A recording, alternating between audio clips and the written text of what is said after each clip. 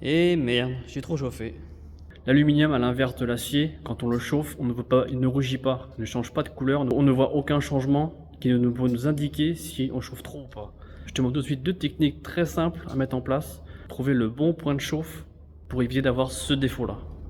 Première technique qui est la plus simple, un savon, tout ce qui est le plus basique, hein, peu importe la marque, on s'en fout.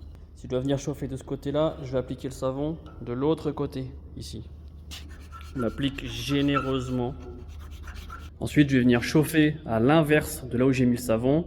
Et tu vas voir que là où j'ai mis le savon, à partir du moment que le savon devient noir, c'est qu'il ne faut pas que je chauffe plus. C'est que je suis arrivé à la bonne température pour venir mettre en forme, modeler comme je veux mon aluminium.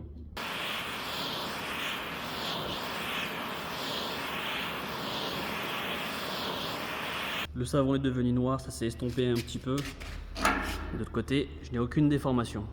Deuxième technique, qui n'est pas forcément très bonne pour les poumons, mais vous pouvez essayer si vous voulez, si vous n'avez pas de savon sous la main. Je vous montre tout de suite.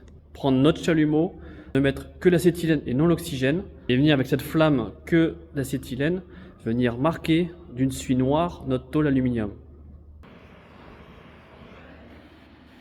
Voilà ce que ça fait à peu près. On voit, ça fait vraiment de la suie noire. Et là pareil, je vais reprendre mon chalumeau, acétylène et oxygène cette fois, et je vais venir chauffer cette suie noire que je viens de faire. Et une fois qu'elle disparaît, j'arrive à la bonne température.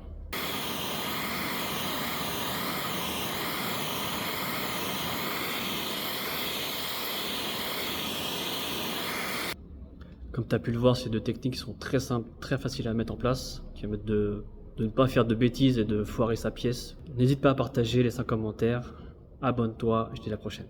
Ciao.